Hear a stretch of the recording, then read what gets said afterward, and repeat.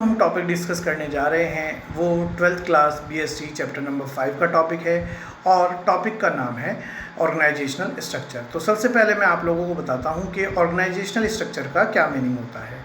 तो organisational structure का meaning होता है एक फ्रेमवर्क, एक ढांचा जिसके अंडर एक ऑर्गेनाइजेशन में सारे फंक्शंस जो हैं, चाहे वो मैनेजरियल फंक्शन हो, चाहे वो ऑपरेटिंग फंक्शन हो, वो सब परफॉर्म किए जाते हैं और ऑर्गेनाइजेशन के ऑब्जेक्टिव्स को अचीव किया जाता है।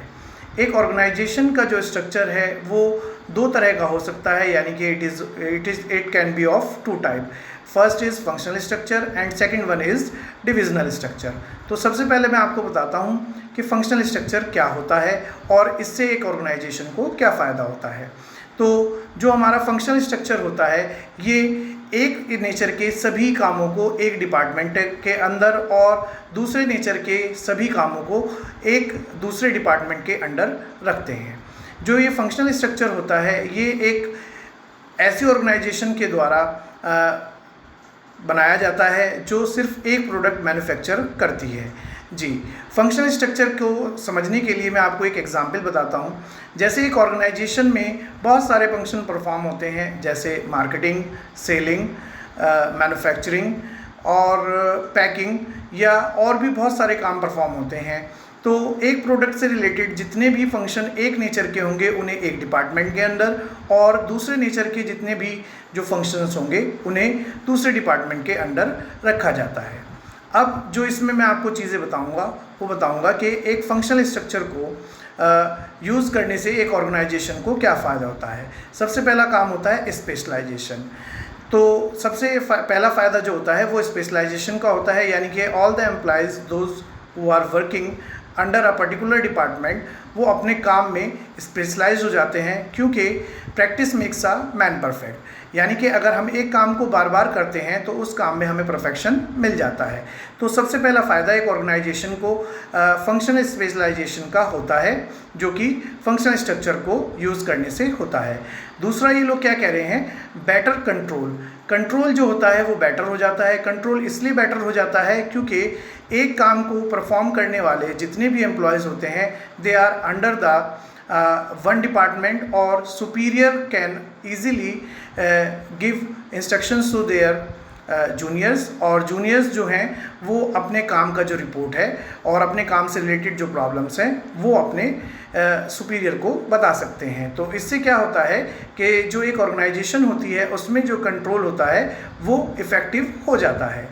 तीसरी जो एक बेनिफिट होती है ऑर्गेनाइजेशन को फंक्शनल स्ट्रक्चर को यूज़ करने से वो होती है that is easy of training of new employees, यानी कि नए एम्प्लॉयज़ को ट्रेनिंग देने में इजी हो जाती है, क्योंकि एक फंक्शन को परफॉर्म करने वाले सभी जो लोग होते हैं वो एक ही डिपार्टमेंट के अंडर होते हैं और उन्हें अपने जूनियर्स जो कि नए रिक्रूट होते हैं उन्हें ट्रेनिंग करने में आसानी होती है, उन्हें गाइड करने में आसानी होती है और वो उनकी हर तरह की वर्किंग पे ध्यान दे सकते हैं।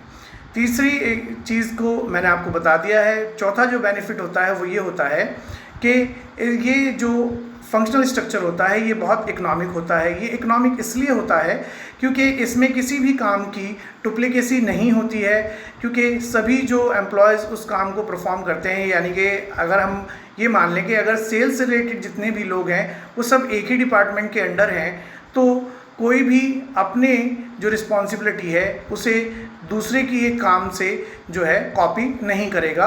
इससे क्या होगा कि काम की डुप्लीकेसी नहीं होगी, रिसोर्सेज का वेस्टेज नहीं होगा और एक ऑर्गेनाइजेशन को फ़ायदा होगा।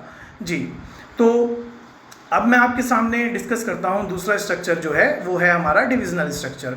डिविजनल स्ट्रक्चर क्या होता है, ये जो स्ट्रक्चर होता है ये बड़ी ऑर्गेनाइजेशंस के द्वारा यूज़ किया जाता है जो एक से ज़्यादा चीज़ों को या प्रोडक्ट्स को मैन्युफैक्चर करते हैं, वो डिविजनल स्ट्रक्चर को अपनाते हैं। और इस डिविजनल स्ट्रक्चर का जो बेस होता है वो प्रोडक्ट ही होता है, यानी कि जो भी ऑर्गेनाइजेशन एक से ज़्यादा प्रोडक्ट को मैन्युफैक्चर करेगी वो डिविजनल स्ट्रक्चर यूज़ करेगी। उसके लिए फंक्शनल स्ट्रक्चर जो है वो अप्रोप्रिएट नहीं है। वो इसलिए अप्रोप्रिएट नहीं है क्योंकि फंक्शनल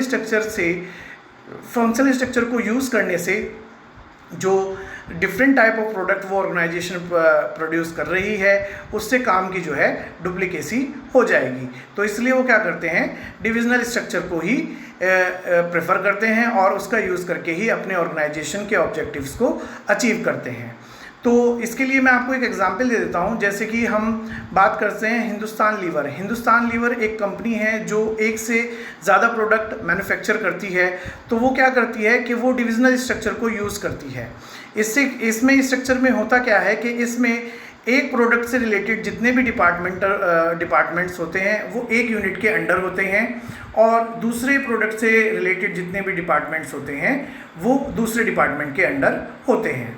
तो इससे एक ऑर्गेनाइजेशन को परफॉर्मेंस से रिलेटेड, रिस्पॉन्सिबिलिटी से रिलेटेड जो कन्फ्यूज़न होता है वो नहीं होता है और ऑर्गेनाइजेशन जो है ईज़िली अपने ऑब्जेक्टिव्स को अचीव कर लेती है। अब मैं बताता हूँ कि डिविजनल स्ट्रक्चर को यूज़ करने से एक ऑर्गेनाइजेशन को क्या फ़ायदे होते हैं। तो जैसा मैंने आपको बताया था कि फंक्शनल स्ट्रक्चर को यूज़ करने से फंक्शन स्पेशलाइजेशन आता है, इसी तरह डिविजनल स्ट्रक्चर को यूज़ करने से प्रोडक्ट स्पेशलाइजेशन आता है। यानी कि जो ऑर्गेनाइजेशन प्रोडक्ट में स्पेशलाइजेशन चाहते हैं वो डिविजनल स्ट्रक्चर को यूज़ करते हैं, क्योंकि वहाँ पर एक प्रोडक्ट से रिलेटेड जितने भी डिपार्टमेंट होते हैं वो एक यूनिट के अंडर होते हैं और वो अपने प्रोडक्ट की क्वालिटी पर ज़्यादा ध्यान देते हैं in compared to functional structure. जी, दूसरा ये क्या कह रहे हैं, ग्रेटर अकाउंटेबिलिटी। यानी कि अकाउंटेबिलिटी का मतलब होता है आंसरेबिलिटी, यानी कि कौन जवाबदेह होगा किसी काम का। तो डिविजनल स्ट्रक्चर का ये फ़ायदा होता है एक ऑर्गेनाइजेशन को कि जो रिस्पॉन्सिबिलिटी जिसे दी गई है वही उसका अकाउंटेबल होगा। तो इससे ऑर्गेनाइजेशन को किसी भी यूनिट के परफॉर्मेंस हाई या लो होने की आंसरेबिलिटी का इजीली पता चल जाता है और वो सीधा उसी डिपार्टमेंट से आंसर करती है, क्वेश्चन करती है उसकी परफॉर्मेंस हाई या लो होने का। तो ये इसका दूसरा बेनिफिट होता है एक ऑर्गेनाइजेशन का। एक इसका जो नेक्स्ट जो है वो है बेटर कोऑर्डिनेशन। इस डिविजनल स्ट्रक्चर को यूज़ करने से जो कोऑर्डिनेशन होती है वो ऑर्गेनाइजेशन में बेटर हो जाती है, क्योंकि जो डिपार्टमेंट्स होते हैं वो एक दूसरे पे डिपेंडेंट होते हैं और उनमें कोऑर्डिनेशन तभी बेटर हो पाएगी जब वो अंडर वन यूनिट है। अगर वो अंडर वन यूनिट नहीं होंगे तो एक डिपार्टमेंट दूसरे डिपार्टमेंट्स के कांटेक्ट में नहीं रहेगा और इससे जो कोऑर्डिनेशन है वो ब्रेक हो जाएगी और जो ऑर्गेनाइजेशन के ऑब्जेक्टिव्स हैं वो डिले हो जाएंगे। जी, तो ये सब चीज़ें मैंने आपको ऑर्गेनाइजेशनल स्ट्रक्चर के बारे में बता दी हैं कि ऑर्गेनाइजेशनल स्ट्रक्चर क्या होता है, क्या इसके टाइप होते हैं और इसकी क्या बेनिफिट्स होती हैं ऑर्गेनाइजेशंस को। जी।